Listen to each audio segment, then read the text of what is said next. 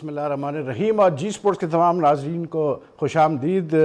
ईद की छुट्टियों के बाद आपने हमारा ईद के स्पेशल प्रोग्राम्स देखे हैं। ईद की छुट्टियों में 14 अगस्त का प्रोग्राम भी देखा और आज हम हाज़िर हैं हफ्ते के लास्ट शो को लेकर। और आज जो है हम क्रिकेट पर ही फोकस करेंगे क्योंकि आज एक दो तीन अहम ऐलानात हुए हैं, जिसमें एक ऐलान यह है कि पाकिस्तानी प्लेयर्स का प्री सीज़न कंडीशनिंग कैंप शुरू हो रहा है लाहौर में NCA पर। और इंटरेस्टिंग बात यह कि साबिक कप्तान मिसबाह हक को कैंप कमांडेंट अपॉइंट किया गया है, उस पर हम बात करेंगे।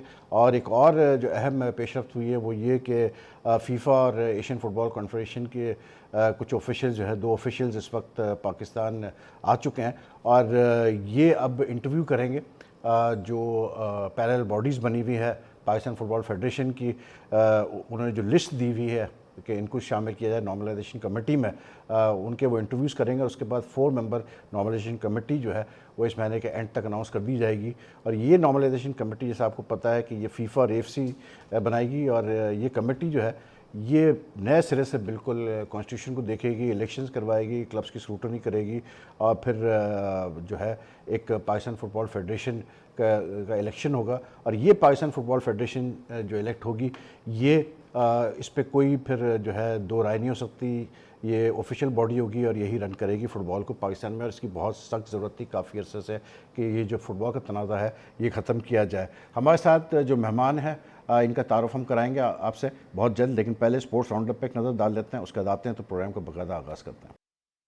स्पोर्ट्स राउंडअप आपने देखा और मेहमान आज जो हमारे साथ मेहमान हैं उनका मैं तारुफ आपसे कराता हूँ। हमारे साथ होंगे पाकिस्तान के left arm fast bowler Junaid Khan, जिन्होंने हमें स्काइप पे ज्वाइन किया है। जुनैद, मेरी आवाज़ आ रही है आपको?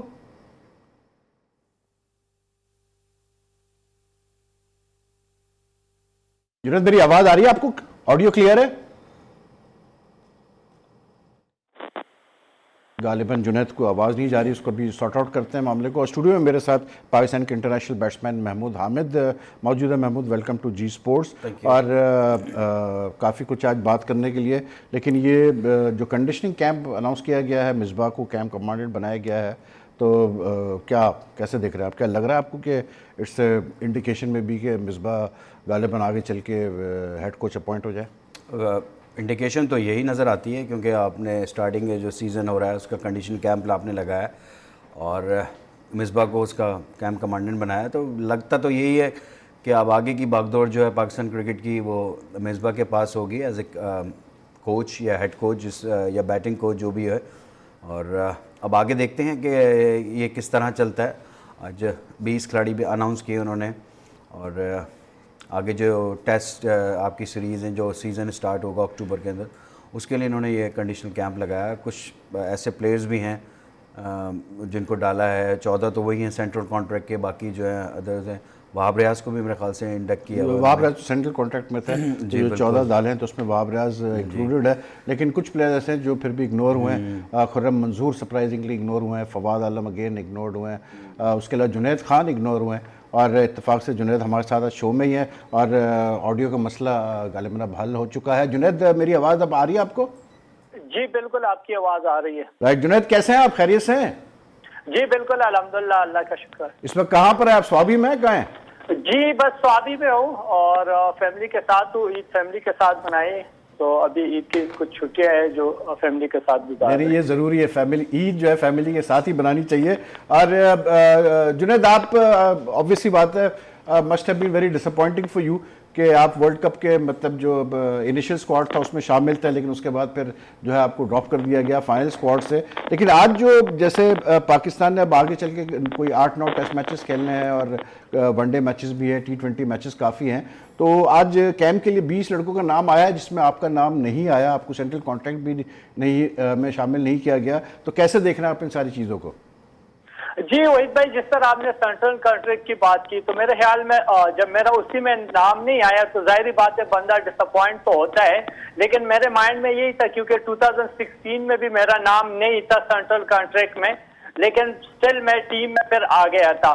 तो मेरे माइंड में यही था कि मैं टीम में इंशाल्लाह आऊंगा, क्योंकि जिस तरीके से अगर आप फास्ट में परफॉर्मेंस देखा जाए तो इंग्लैंड में मैंने 2 वनडे खेला हूँ जिसमें एक मेरा अच्छा नहीं गुजरा और उसी बिहाफ से जो है अगर आप देखा जाए बाकी बॉलरों की भी उतनी अच्छी परफॉर्मेंस नहीं थी। इवन अगर देखा जाए तो सबसे सीनियर बॉलर भी मैं ही था। और आउट भी मेरे सबसे ज्यादा थे, लेकिन स्टिल वर्ल्ड कप नहीं खेला मैं पाया। तो मेरे माइंड में यही था कि किस्मत में नहीं था। लेकिन अब जिस तरीके से स्पेशली आज जो लड़के अनाउंस हुए, तो अनफॉर्चुनेटली उसमें भी फिर मेरा नाम नहीं है, तो थोड़ा बहुत डिसअपॉइंट भी हूँ। लेकिन इसमें एक चीज ये भी मैं सोच रहा हूँ कि अगर आप देखा जाए तो अभी डोमेस्टिक आ रही है, तो इंशाल्लाह कोशिश करेंगे कि उसी में अपने फॉर्म भी शो कराए और कुछ अच्छा परफॉर्मेंस दे और सेलेक्टर को दिखा सकें। बहुत मतलब वेरी पॉजिटिव थिंकिंग है आपकी तरफ से जुनैद। और बात ये है कि एक इंटरनेशनल प्लेयर के लिए, टेस्ट प्लेयर के लिए सबसे बड़ा जो इशू है वो ये है कि आपके लिए कि आप लास्ट जो है टेस्ट मैच खेले 2015 में, आई थिंक कोलंबो में, और फिर आपके साथ एक सेटबैक 2015 में ये भी हुआ था कि आप वर्ल्ड कप के स्क्वाड में सेलेक्ट हुए, अनफॉर्चुनेटली इंजर्ड हुए लास्ट मोमेंट पे, और जो है आपको मतलब विड्रॉ करना पड़ा। उसके अब फिर जब 2019 का वर्ल्ड कप आया तो उसमें आपको ड्रॉप कर दिया गया। लेकिन ये सारी जो डिसअपॉइंटमेंट्स आप जब अरसे से फेस कर रहे हैं, तो मतलब कोई स्टेज ऐसी है जुनैद कि जहाँ आपको लगता है कि पता नहीं शायद मेरी किस्मत ख़राब या ऐसी क्या बात है कि इतनी परफॉर्म करने के बावजूद भी जो है you are not getting the opportunities which you should gate?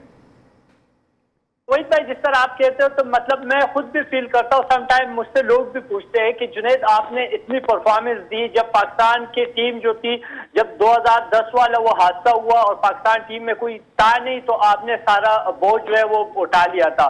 लेकिन उसके बावजूद आपको वो वाला जो मोराल और वो मुकाम होता है ना, वो मुकाम आपको नहीं मिला। कॉन्फिडेंस नहीं। जी बिल्कुल। इवन अगर आप देखा जाए, मिसबा भाई कप्तान थे तो मैं रेगुलर खेलता रहा, तो मेरी परफॉर्मेंस आप उठा के देख ले। उसके बाद अगर आप चैंपियन ट्रॉफी भी देख लेना, पहले मैच में मैं नहीं खेला, उसके बाद मुझे सारे मैच मुझे खिलाए गए तो मैंने परफॉर्म किया है। लेकिन उसके बाद आप फिर भी देख ले तो इन आउट होता रहा मैं। और इसमें से कुछ लोग ये भी मुझे समटाइम कह रहे थे कि भाई आप इंजर्ड होते हो तो इसलिए आपको बाहर कर लेते। लेकिन मेरे ख्याल में आप खुद ज्यादा आइडिया ले सकते हैं। जब आप रेगुलर खेलते हो ना, तो आप पे प्रेशर नहीं होता। आपको पता होता है कि आप टीम में हो तो आप परफॉर्म भी करते हो और आप अपने हर चीज ट्राई कर सकते हो। लेकिन जब आपको एक मैच मिलता है सीरीज का, तो उसमें क्या होता है कि आपके माइंड में 1000 चीजें होती है। फिर आप देखते हैं कि भाई मैंने परफॉर्म भी करना है, एक्स्ट्रा जोर भी लगाना है, फिर आपकी वो मैच प्रैक्टिस भी नहीं होती थी, तो उसमें आपको इंजरीज जो है वो शुरू हो जाती है। तो मेरे ख्याल में लैक ऑफ परफॉर्मेंस का अगर मैं खुद कहूँ ना, तो एक चीज ये भी है कि मुझे कंसिस्टेंटली खिलाया नहीं गया। राइट। अब महमूद, अगर हम जुनैद का रिकॉर्ड देखते हैं तो ही इज जस्ट 29 नाउ। मतलब एज भी ऐसी नहीं है कि हम कहें कि जी ज़्यादा एज हो चुकी है, इनसे ज़्यादा एज वाले बॉलर्स खेल रहे हैं। 22 टेस्ट मैचेस खेले इन्होंने, जिसमें इन्होंने 71 लिए हैं, और इनकी इकनॉमी भी ठीक है, अंडर 3 है, और फिर 5 विकेटें भी ये ले चुके हैं 5 दफ़ा, 5 विकेट्स इन इनिंग्स 5 दफ़ा ये ले चुके हैं। और उसके अलावा ODIs में 76 ODIs में इनके 110 विकेटें हैं। और फिर नीचे आते हैं तो T20 में 9 T20 खेले, 8 विकेटें इनकी है। लेकिन ODIs तो ये खेलते रहे, रिसेंटली तक खेलते रहे। 2000 अभी जो इंग्लैंड के खिलाफ सीरीज़ हुई, जो हम 4-0 हारे बिफोर द वर्ल्ड कप, उसमें ये थे। उससे पहले भी खेल रहे थे। लेकिन टेस्ट ही लास्ट प्लेड इन 2015, T20 ही लास्ट प्लेड इन 2014। लेकिन जुनैद का अगर आप कैरियर देखते हैं तो आपको क्या महसूस होता है? क्या इनको सही तरीके से हैंडल किया गया जुनैद को? आई डोंट थिंक सो कि इनको सही तरीके से, जिस तरह जुनैद की मुझे अप्रोच तो बड़ी पॉजिटिव नज़र आ रही है, बट द थिंग इज़ के ये अब तक क्यों नहीं सीमेंट हो सकी इनकी जो परमानेंट पोस्ट है, जिसे कहना चाहिए एज ए जिसे बिलीव होना चाहिए कि जुनैद तो होगा ही टीम के अंदर। अगर टेस्ट मैच की टीम भी हम देखते हैं तो जुनैद को हम देखते हैं टीम के, जैसे लाइक आमिर है, आमिर हर टीम में वो सिलेक्ट होते थे, हर टीम में टेस्ट मैच हो या वनडे हो, आमिर तो अब चलेगा, सुना ये कि वहाब भी छोड़ने, हाँ वहाब भी छोड़ने वाले हैं। तो जुनैद जो है इस तरह उनको हैंडल नहीं किया गया। मैं एक सवाल जुनैद से भी करना चाहूँगा कि अभी जो लास्ट में इनको ड्रॉप किया गया था, सिलेक्टर ने बताया कि ही इज़ इंजर्ड, वो फुली फिट नहीं है, वो next day travel to Bangladesh to play वहाँ की लीग क्रिकेट खेलने के लिए। तो मतलब मेरी समझ में नहीं आ रहा, जो सिलेक्टर्स या प्लेयर्स के अंदर ये आमांगी ही नहीं थी उस वक्त, ये लाइकिंग डिसलाइकिंग का मसला था कि जुनैद के साथ कोई प्रॉब्लम्स है कि वो टीम में रहते हुए एक आध मैच मिलता है, एक आध मैच की खराबी अगर कोई किसी मैच में हो जाए तो वही फौरन ड्रॉप हो जाते हैं। किसी प्लेयर्स को आप लंबा लेकर चल रहे होते हैं, चाहे एक आध मैच खराब भी हो जाए तो कोई फर्क नहीं पड़ रहा होता, बट इनके साथ ये ऐसी चीज हुई है। तो मुझे जुनैद से ये पता है कि वो वाकई इंजर्ड थे, नहीं थे तो डेफिनेटली वो एक बांग्लादेश लीग खेलने गए थे।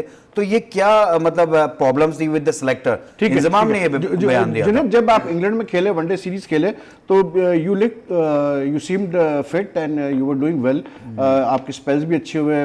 वहाँ पर हाई स्कोरिंग सीरीज थी, सबको ही मतलब सारे बॉलर्स को ही प्रॉब्लम्स आई, लेकिन मतलब ये कोई फिटनेस का इशू था बिफोर द वर्ल्ड कप? जिस तरीके से वहीद भाई आपको ही पता है कि साउथ अफ्रीका का टूर था, तो मुझे मेरा तो 110% ये श्योर थी कि भाई मैं खेलूंगा, मेरा नाम होगा, क्योंकि उससे पहले मैं परफॉर्म कर चुका था। सो जब टीम अनाउंस हुई तो मुझे मेरा नाम नहीं था, तो मुझे घर वालों ने कहा, मैं ग्राउंड में ही था, मुझे घर वालों की कॉलें आ रही थी। तो मैं जब ग्राउंड से फ्री हुआ ट्रेनिंग वगैरह से, तो मैंने जब मोबाइल देखा तो मुझे 20-25 कॉलें आई थी फैमिली की। तो मैंने जब रिसीव किया तो मुझे कहा गया कि भाई आपका नाम टीम में नहीं है, और साथ में ये कहा गया कि आप इंजर्ड हो। मैंने कहा ये आप लोगों को कोई पुरानी वीडियो देखी होगी। उसने कहा कि ये लाइव चल रहा है। मैंने कहा मैं तो अब भी ग्राउंड में हूँ। उसके बाद फिर मैंने बात भी की कि इंजी भाई से कि भाई मैं तो इस तरह फिट हूँ, और ये उसने कहा कि नहीं। उसके बाद फिर मैंने अप्लाई किया, मेरा कंट्रैक्ट ऑलरेडी बांग्लादेश में हुआ था, लेकिन मैं श्योर था कि भाई मेरा नाम आएगा साउथ अफ्रीका टूर पे। तो इसलिए मैंने उनको मना किया था कि यार मैं साउथ अफ्रीका टूर है तो आप किसी और बॉलर को देख ले। जैसे वो टीम में मेरा नाम नहीं आया तो उन लोगों को मैंने टेक्स्ट किया कि भाई मैं अब अवेलेबल हूँ पूरे सीजन के लिए। तो उन लोगों ने मुझे कहा कि बस आप कल की फ्लाइट पकड़ ले, ये लो आपकी टिकट और आप आ जाए। और वहां पे मैं जाके 7 मैचों मैंने 13 आउट भी की थी, और जो इकोनॉमी थी वो भी मेरी अंडर 7 थी। तो मेरे ख्याल में अगर आप 7 मैच खेल सकते हो 15 दिन में, तो अगर इंजर्ड होते तो वो टीवी पे मैचेस आ रहे थे। तो बिल्कुल बिल्कुल। जुनैद, मुझे आपको इंटरप्ट करना पड़ेगा क्योंकि मुझे एक कमर्शियल ब्रेक लेना है, लेकिन ब्रेक के बाद वापस आएंगे तो जुनैद से भी अपनी बात जारी रखेंगे, और महमूद हामिद भी हमारे साथ स्टूडियो में मौजूद है।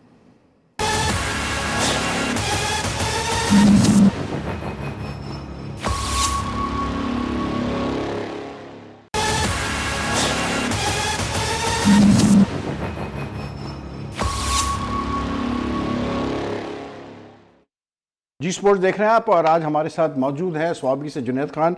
स्काइप पे हम उनसे बातचीत कर रहे हैं, और महमूद हामिद हैं स्टूडियो में। और जुनैद, जैसे जो हम बात कर रहे थे, जैसे वर्ल्ड कप का भी आपने जिक्र किया कि आपको नहीं पता कि क्यों आपको ड्रॉप किया गया, डिसअपॉइंटिंग था, और फिटनेस का कोई इशू नहीं था। फिर जैसे आपने बताया कि आपने बाद में जाके वहाँ पर बांग्लादेश में 7 मैचेस भी खेले हैं।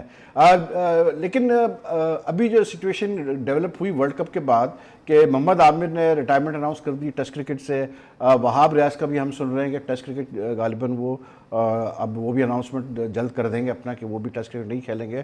तो आपको लगता है जुनैद के मतलब ये 2 सीनियर बॉलर्स के जाने के बाद आपको ज़्यादा अपॉर्चुनिटीज़ मतलब मिलनी चाहिए, खास करके टेस्ट क्रिकेट की अगर हम बात करें और वनडे की बात करें तो? वहीद भाई, जिस तरह आपको पता है कि मैं 22 टेस्ट मैचेस खेला हूँ, जिसमें एक टेस्ट जो है वो साउथ अफ्रीका में, बाकी ज्यादातर जो है वो मैं श्रीलंका, यूएई और बांग्लादेश में ही खेला हूँ। मेरे ख्याल में 2 या 3 टेस्ट जो है वो सिर्फ जिम्बाब्वे में खेला हूँ। तो आपने जिस तरह टेस्ट के बाद की, तो अभी सीपीएल से भी मुझे 2-3 टीमों की ऑफर्स है, लेकिन स्टिल मैंने अपने एजेंट को यही कहा हुआ है कि मेरा फोकस जो है वो पाकिस्तान के लिए, और प्रायोरिटी भी हमेशा मेरी यही रही। इवन अगर आपको पता है 2016 में जब मैं टीम से बाहर था, तो मेरी फैमिली जो है वो बिलोंग कर रहे हैं इंग्लैंड से, और इंग्लैंड में भी काउंटी में मैं 6 साल खेला हूँ, लेकिन आउटस्टैंडिंग परफॉर्मेंस से। सो उस बेस पे मुझे कहा भी यही गया था कि भाई आप पाकिस्तान से इंग्लैंड शिफ्ट हो जाओ, और हम जिस तरह वो रैंकिन और मॉर्गन वगैरह को चांस दिया था, तो हम आपको भी चांस देंगे, और बल्कि हम आपको काउंटी में इतना कॉन्ट्रैक्ट देंगे कि जितने पैसे आपको पाकिस्तान टीम से मिलते हैं उससे ज्यादा मिलेंगे। लेकिन स्टिल मैंने उनको यही कहा था कि आज मैं जो भी हूँ पाकिस्तान की वजह से, तो मैं ये सोच भी नहीं सकता। तो स्टिल मेरी यही है कि अभी मैंने सीपीएल को भी यही कहा हुआ है कि भाई मेरी पहली प्रायोरिटी जो है वो पाकिस्तान के लिए खेलना है। तो मैं कोशिश करूंगा कि मैं पहले डोमेस्टिक खेलूं और उसमें परफॉर्मेंस दूं। सो अगर मैं परफॉर्मेंस नहीं देता तो मेरे माइंड में ये होगा कि चल मैंने परफॉर्मेंस नहीं दी तो मैं टीम में नहीं आया। लेकिन अगर मैंने परफॉर्मेंस दी तो मेरे लिए एक चांस है, क्योंकि आमिर भी नहीं है, जिस तरीके से आपने कहा कि वो आप भी इंटरेस्ट नहीं है टेस्ट में, और मैं खुद जो है वो प्रेफर करता हूँ टेस्ट क्रिकेट को। सो कोशिश यही है कि दोबारा कम बैक कर लूँ, बाकी जो किस्मत में होता है वही होता है। ठीक है। लेकिन जुनैद, आपको लगता है कि मतलब ऑब्वियसली बात है कि अब नई सिलेक्शन कमेटी ने आना है, जो इंतज़ाम वाली सिलेक्शन कमेटी थी उसका टेन्योर पूरा हो गया है, प्लस जो टीम मैनेजमेंट है वो चेंज हो जाएगी पूरी, क्योंकि जो पुरानी सपोर्ट स्टाफ था, हेड कोच थे, उनके कॉन्ट्रैक्ट्स रिन्यू हुए हैं, तो ऑब्वियसली बात है कि नया सेटअप आएगा बिल्कुल। तो आपको उम्मीद है कि मतलब जब नई सिलेक्शन कमेटी आएगी, नया सेटअप आएगा टीम में, तो आपको मतलब ज़्यादा बेहतर तरीके से चांस मिलेगा, अपॉर्चुनिटी मिलेगी मतलब अपना प्रूव करने का पाकिस्तान की तरफ से वंस अगेन? जी बिल्कुल, जिस तरीके से आपने नए चेहरों की बात की, जिस तरह एमडी आया हुआ है तो वो खुद भी इंग्लैंड से बिलोंग कर रहे हैं, तो वहाँ पे भी जो सिफारसी या लाइक और डिसलाइक जो होता है वो बहुत कम होता है। Okay. तो वो भी हर इंटरव्यू में यही कहते हैं वसीम भाई के भाई हम जो परफॉर्म करेगा हम उनको आगे लेके आएंगे। उसके बाद अभी तक ये भी डिसाइड नहीं हुआ कि सेलेक्टर कौन होगा और कोच कौन होगा। तो कोशिश यही है कि जो भी आता है, मैं भी वो अगर आते हैं और शायद मैं उसकी लाइकिंग में हूँ और मैं यहाँ पे डोमेस्टिक में परफॉर्म कर लेता हूँ तो फिर मेरे लिए एक चांस है। लेकिन जुनेद, जो आपका एक्सपीरियंस है 22 test matches, 76 one day international matches, मतलब कहीं आपको ऑब्वियसली बात है कि जो एक जनरल क्रिकेट फॉलोअर है, फैन है, उस वक्त भी जब वर्ल्ड कप का स्क्वाड अनाउंस हुआ फाइनल, तो काफ़ी लोगों के ख्याल था कि you should have been in the squad, लेकिन आपको कहीं ये लगा कि मतलब जैसा भी आपने कहा लाइकिंग डिसलाइकिंग का इशू है यहाँ पाकिस्तान क्रिकेट में, कि मे बी आपकी सिलेक्शन फॉर्म पे बेस्ड नहीं थी या फिटनेस पे बेस्ड नहीं थी, जो डिसीजन था आपको ना खिलाने का वर्ल्ड कप में, उसमें लाइकिंग डिसलाइकिंग का ज़्यादा रोल था? मेरे ख्याल में तो था, क्योंकि उसका रीजन क्योंकि मैं खुद नहीं, आपने ट्विटर वगैरह पे भी देखा होगा, न्यूज पे भी देखा होगा कि आप लोग भी बताते रहे, या जिस तरह महमूद भाई बैठे हैं इसी तरह और भी क्रिकेटर बातें करते रहे। इवन अगर आप देखा जाए तो मैं ज्यादातर क्रिकेट, मैंने पहले भी कहा कि मैं श्रीलंका और यूएई में खेला हूँ, लेकिन आप मेरी वनडे की परफॉर्मेंस उठा के देख ले तो 5th या 6th फास्टेस्ट 100 विकेट है मेरे पाकिस्तान की तरफ से। तो मैं ये खुद समझता हूँ, और उसमें आप देख ले कि मैं कोई ऐसा टूर्नामेंट नहीं आया जिसमें मैं सारे मैचेस खेला हूँ पहले 2 साल के अलावा। 2013-14 में आप उठा के देख ले, मैं रेगुलर खेलता रहा, मेरी परफॉर्मेंस जो थी आप उठा के देख ले, सबसे ज्यादा आउट मेरे उसी साल थे। लेकिन उसके बाद आप उठा के देख ले, एशिया कप में आके 1 मैच खेला, 4 आउट किए, उसके बाद श्रीलंका के खिलाफ 2 मैच खेला हो, 3-4 आउट किए, उसके बाद जिम्बाब्वे में गया हो तो पहले मैचेस नहीं खेला, आखिरी 2 खेला हो, उसके बाद आप यहाँ पे भी देख ले इंग्लैंड में पहले नहीं खेला, शुरू आखिरी के जो 2 मैचेस थे वो खिलाए। सो परफॉर्मेंस जब आपको रेगुलर खिलाते हैं ना, और मेरी अपने बारे में नहीं, मेरे बाकियों के बारे में भी यही राय है कि भाई आप किसी को लेके आओ, उसको 8-10 मैचेस दो, वो भी स्ट्रेट अवे, सारे उसमें ड्रॉप ना कर। अगर वो कुछ करता है, चाहे वो बैट्समैन हो या बॉलर हो, उसको आगे लेके आओ। लेकिन अगर वो कुछ नहीं करता तो वो भी ये समझता है कि भाई मैंने कुछ नहीं किया, मुझे प्रॉपर चांस मिला, उसको डोमेस्टिक में भेजना चाहिए और उसको वहां पे भी 2-3 साल तक खेलना चाहिए। ये नहीं कि वो एक टूर्नामेंट में परफॉर्म कर ले उसको वापस ले आए।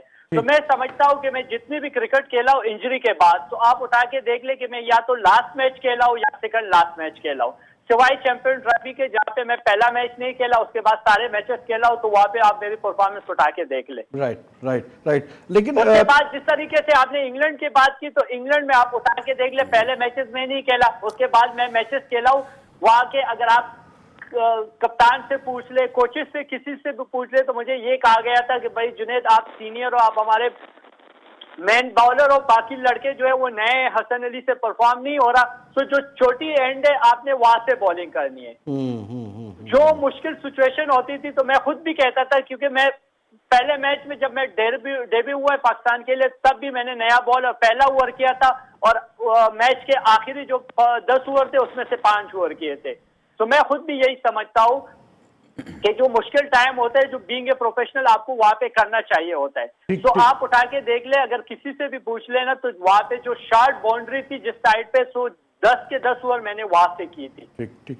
अब जुनेद मुझे ये बताएं कि एक सवाल जरूर जहन में आता है कि शायद सेलेक्टर्स को इसलिए भी मुश्किल पेश आती है या टीम मैनेजमेंट को इसलिए मुश्किल पेश आती है कि इस वक्त करंटली जो जैसे वर्ल्ड कप जब हम मतलब फाइनल स्क्वाड हो रहा था, तो जो लॉट था हमारे जो हमारा ग्रुप था फास्ट बॉलर्स का, उसमें आप थे, वहाब थे, आमिर खान, शाहीन शाह अफरीदी, आप सब लेफ्ट आर्म मतलब पेसर्स हो। उस्मान शनिवारी जिनको पीछे छोड़ के गए थे वो भी लेफ्ट आर्म पेसर।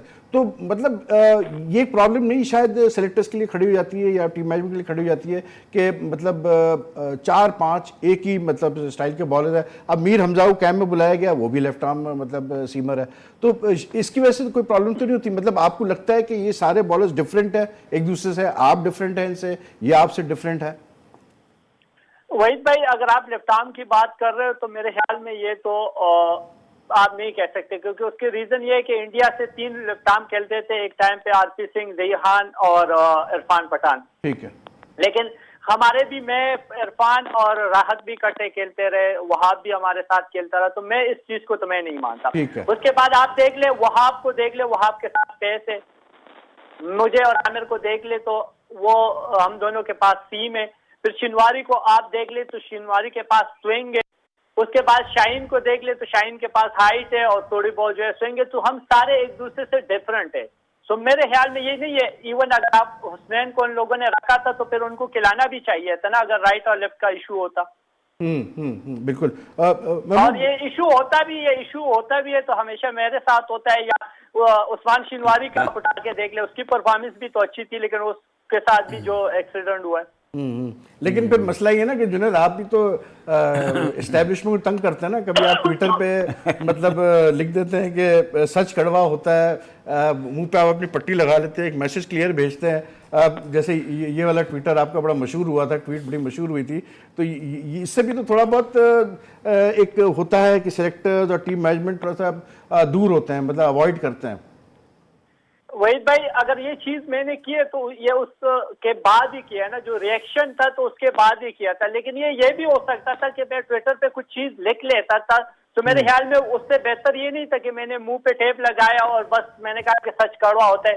मेरे ख्याल में ये एक डिसेंट होता है। और आप उठा के देख ले कि मैं तो खैर खुद मेरे साथ ये हुआ एक्सीडेंट, लेकिन अगर जिनके साथ नहीं भी हुआ था ना, और जो मेरे फॉलोअर्स थे, तो आप उठा के देख ले ट्विटर पे उन लोगों ने क्या क्या गालियां नहीं दी होती।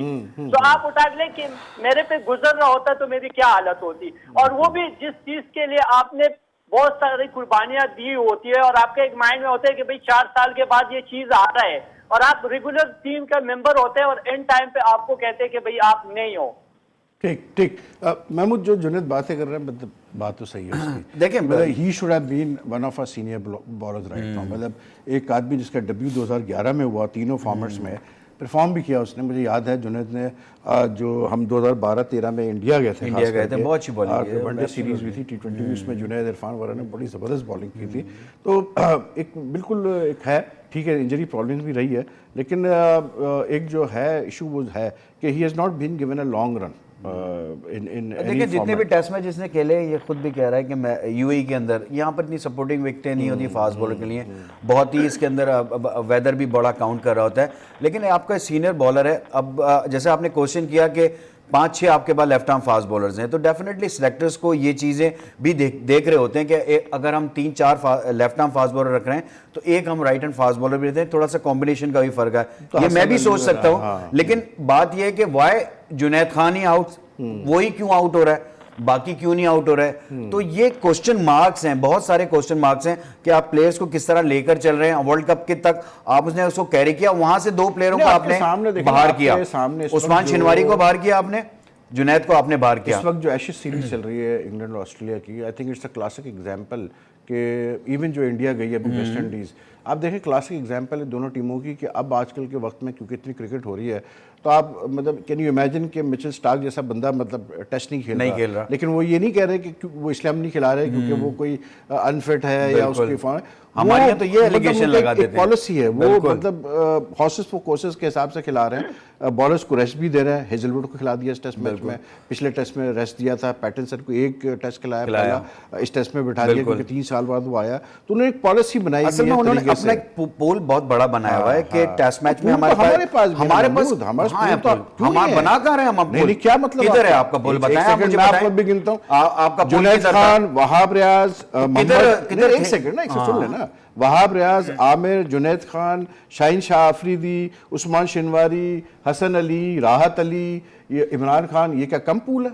किधर है अभी? मतलब 7-8। अगर आपने ये नहीं, that's not the point. What I am asking you is के बॉलर्स तो है ना हमारे नहीं, पास, bowlers आप हैं, आप उनको किस तरह utilization क्यों नहीं utilize सही? कर रहे हैं? आपने हाँ, तो कहा। आप ये बोले कि यूटिलाइजेशन नहीं है वही ना तो मैं उनकी। कह रहा हाँ, हूं, वही वो पूछा आपसे। इंडियन टीम को देखें आप, अगर आप उनकी अभी स्टोर को देखें, उन्होंने अपने नए बॉलर भी इंडक्ट किए, नए लड़कों को भी लेकर आए, वो सीरीज बाय सीरीज चल रहे होते हैं, अपने नए लोगों को पूल्स के अंदर लेकर आते हैं, उनको एक्सपीरियंस देते हैं ठीक इंटरनेशनल। है। आप लोग तो कुछ, आप तो जिम्बाब्वे के अगेंस्ट भी आप वही टीम लेकर जाते हैं जो आपकी परमानेंट टीम होती है, वही बैटिंग ऑर्डर चल रहा होता है, तो मतलब प्रॉब्लम्स तो है ना सर आपके पास। तो ये हम खुद नहीं पढ़ा, यस एब्सोल्युटली, लड़का खुद नहीं बैठना चाह रहा होता, न्यूक्लियस बना हुआ था हमारे, बिल्कुल। और ये बहुत अच्छा, मैं तो समझता हूँ एब्सोल्युटली बड़ा जबरदस्त डिसीजन लिया है बोर्ड ने कि मिकी आर्थर को जो है वो साइडलाइन किया है। अब नई चीज आएगी, साइडलाइन नहीं है, फारिग कर दिया, मतलब साइडलाइन ही कर दिया, मतलब बाहर कर दिया। साइडलाइन तो अगर वो यहाँ होते तो साइडलाइन होते ना, उनको बाहर ही कर दिया। लेकिन क्या if Misbah Ullah is being considered for the post of head coach, would he be a good choice?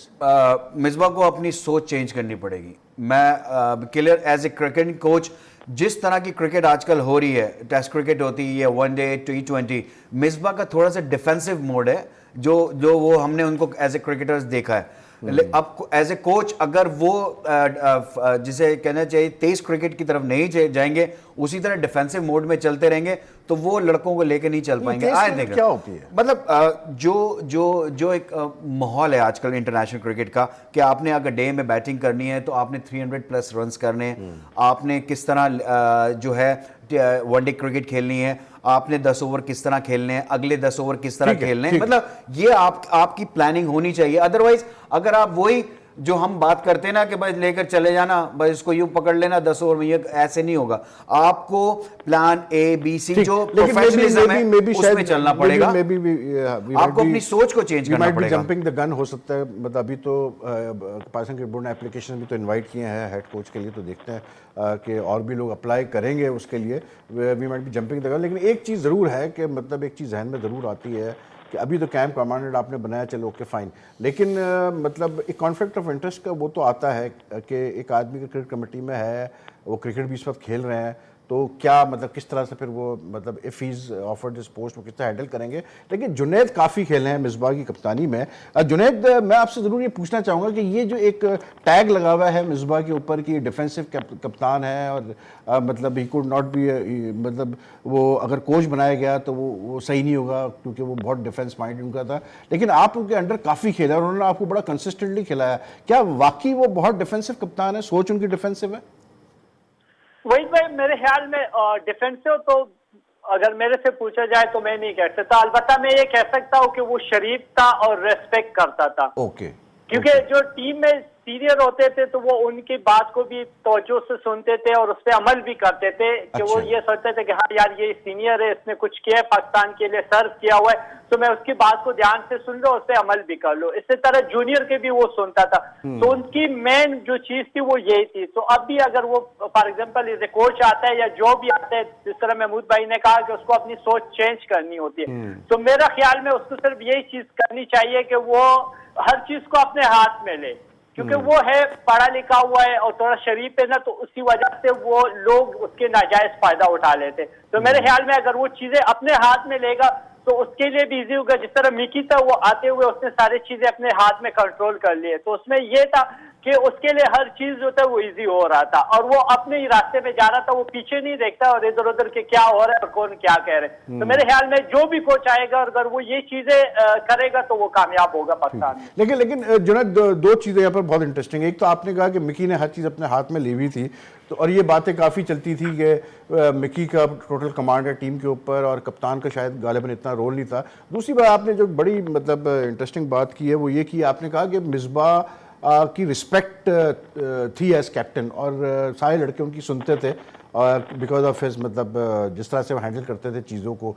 क्या आपको लगा कि मतलब जब आप मिसबाह के बाद सरफराज जब कप्तान बने तो आपको ये फील हुआ कि वही लेवल ऑफ रिस्पेक्ट नज़र आ रही थी आपको टीम में फॉर द कैप्टन, या आपको लगा कि कोच ने सारा अपने हाथ में ले लिया और लड़के भी शायद उस तरह से नहीं सारे लड़के सुन रहे हैं जिस तरह सुनना चाहिए? Hard question but something I wanted to ask. नहीं, मैं मेरे हिसाब से तो यही है, जिस तरह अब मिसबा भाई थे वो पढ़ा लिखा था और वो एग्रेशन नहीं था, उसमें ये था कि वो गुस्सा भी नहीं होता था और वो सोचता था। जिस तरह हम लोग कहते थे ना कि फ्लेमिंग हो गए या धोनी हो गए वो कूल माइंडेड है, तो मिसबा भाई उस टाइप के कप्तान थे। अब जिस तरह सेफी था या अजहर भी था, उसके दौर में भी मैं खेला हूं ना, कम बैक मेरे वहां पे हुआ था, तो वो भी थोड़ा बेहतर था, कूल माउंटेन था। अब जिस तरह सेफी था तो वो डिफरेंट था। उस डिफरेंट ये था कि वो पीछे से बॉकअप वगैरह ज्यादा कर लेता था, अगर आपसे कोई मिसफील्ड वगैरह होती थी, बॉलिंग गंदी कर लेता था, तो उसका एग्रेशन ज्यादा हो जाता था। तो उसमें सम टाइम जो जूनियर लड़के होते थे तो वो प्रेशर में आ जाते थे। तो मेरे ख्याल में डिफरेंट जो था वो यही चीजें थी। ठीक है,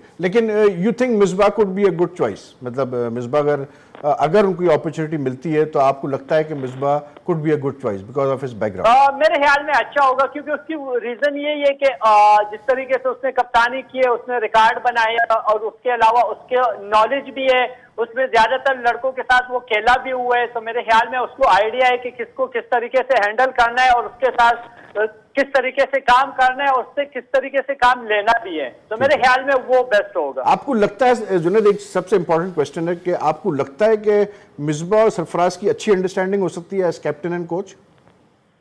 मेरे ख्याल में, क्योंकि इकट्ठे खेले हुए हैं और कप्तान और कीपर का वैसे भी आपस में अंडरस्टैंड जो होता है वो ज्यादा होता है। फिर वो बैट्समैन भी थे दोनों, तो उसका भी वो थोड़ा बहुत था। तो मेरे ख्याल में बाकी तो ये पीसीबी का काम है, लेकिन अगर मैं अपने बिहाफ से पूछता हूँ तो मेरे ख्याल में ये अच्छा चॉइस है। ठीक है, ठीक है, thank you Junaid.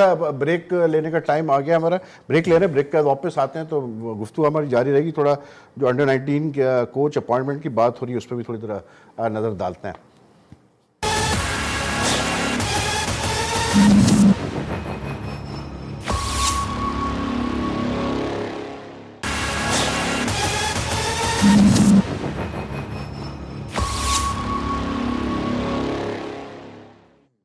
Welcome back, देख रहे हैं आप जी स्पोर्ट्स और हमारे साथ आज जुनैद खान और महमूद हामिद है। एक और इंटरेस्टिंग चीज़ जो आई महमूद के नेक्स्ट वीक इंटरव्यूज़ हैं अंडर 19 टीम के लिए हेड कोचेस के, जिसमें जो नाम आ रहे हैं सामने शॉर्टलिस्ट जो हुए हैं, एजाज़ अहमद हैं, साबिक टेस्ट बैट्समैन सकलैन है, और आपका अतीकुज़्ज़मा है और शायद नज़ीर है। लेकिन मुझे आज एक खबर पढ़ के बड़ी हैरत हुई, इसमें कही जी Ejaz Ahmed is the favourite. How is that? अब ये समझ में नहीं आती बात कि अभी इंटरव्यूज नहीं हुए। इट मींस के यू डिसाइडेड नहीं बिफोर जो अपार्ट फ्रॉम निकलती है चीजें वो वहीं से निकलती हैं। सकलैन का जो कोचिंग एक्सपीरियंस है वो इतना रिच है, बिल्कुल। वो क्वालिफाइड लेवल 3 ECB के कोच है, उसने डिफरेंट टीमों के साथ काम किया हुआ है, वेस्ट इंडीज, ऑस्ट्रेलिया, न्यूजीलैंड वगैरह। अभी भी इस वक्त भी वो एशिया सीरीज में इंग्लैंड के साथ काम कर रहा है। तो एजाज अहमद और उसका कंपैरिजन कहाँ से आता है? मतलब इस बियॉन्ड में मैं यही तो कह रहा हूँ कि कुछ लोग होते हैं जो लॉबीज बना रहे होते हैं और जो मार्केट में इस तरह की खबरें लेकर आते हैं। अच्छा। कि जान के कि ये फेवरेट है तो ये है, इस तरह की है। अभी जो शॉर्टलिस्ट हुए हैं 4, अतीक भी हुआ है इसमें शॉर्टलिस्ट, शायद नज़ीर भी हुआ है। पहले तो मैं चले सकलैन और उसकी बात करना, ये जो बाकी आपके जो कोचेज हैं जो अंडर 19 अंडर 16 को मुसलसल कोचेस करते हुए आ रहे हैं, उनको पता है अंडर 16 के लड़कों के बारे में, अंडर 19 के लड़कों के बारे में, तो वो क्या करेंगे? अतीकुज़्ज़मान पहले डिसाइड तो कर लें रादर के वो पाकिस्तान में रहना चाहते हैं या इंग्लैंड में रहना चाहते हैं। उनके मैं ट्वीट पढ़ रहा होता हूँ या फेसबुक पे चीजें दिख रहा होता हूँ। मतलब आप सिलेक्शन के लिए आ रहे हैं, इंटरव्यू के लिए 19 तारीख को आ रहे हैं, आप इतने अजीब तरीके के आप उसको सोशल मीडिया पे बातें कर रहे हैं। बहुत सारी चीजें, मतलब वो आप आइदर यू डिसाइडेड आप लैंकाशायर में कोच करना चाहते हैं, पाकिस्तान सर आ जाए, पाकिस्तान को सर्व बगैर पैसों के आए यहाँ नीचे के लोगों को सर्व पैसे क्यों नहीं, तो फिर why you doing like this कि आप क्या ये चीजें बातें कर रहे हैं भाई? आप पाकिस्तानी क्रिकेटर्स के बारे में बात कर रहे होते हैं, आप कोचेस के बारे में, लोगों के मुतालिक बात कर रहे होते हैं। मुझे बड़ा अफसोस होता है आपके साथ। आप पहले भी आपने बासित अली के खिलाफ भी इसने बातें की थी और बासित का रिएक्शन आ गया था। रिएक्शन की बात नहीं, और इत्तेफाक से जब बासित अली का रिएक्शन आया था तो अतीकुज़्ज़मा विटनेस थे उसके। तो क्या अतीकुज़्ज़मा ने जो आपके फेवर में नहीं स्टेटमेंट दिया, क्या इसकी वजह से आप कह रहे हैं? इतने दिनों बाद मैं बात करूंगा। क्या मैं तो आज जो चीजें पढ़ी हैं मैं उसके ऊपर बात कर रहा हूं कि पहले वो यहाँ पर सुई गैस के साथ लगे हुए हैं। चॉइस है वो। नहीं ऐसा नहीं होता। नहीं आप डिसाइडेड कीजिए, आप ब्रिटिश पासपोर्ट लेके आप इंग्लैंड में कोचिंग करना चाहते हैं, पाकिस्तान में करना चाहते हैं। अजहर महमूद के बारे में क्यों नहीं कहा आपने? अजहर महमूद के बारे में क्यों नहीं कहा? क्यों नहीं कहा? पहले भी कहा। देखिए आप पहले ये डिसाइड कर लें। आपके पास यहाँ पर जो कोचेज हैं जो यहाँ पर कोचेस इस तरह से तो सकलैन भी जो है वो वर्ल्ड वाइड कोचिंग करता है, वर्ल्ड वाइड यूके में सेटल कर रहे हैं ना काफी वर्ल्ड वाइड। ये तो नहीं कर रहे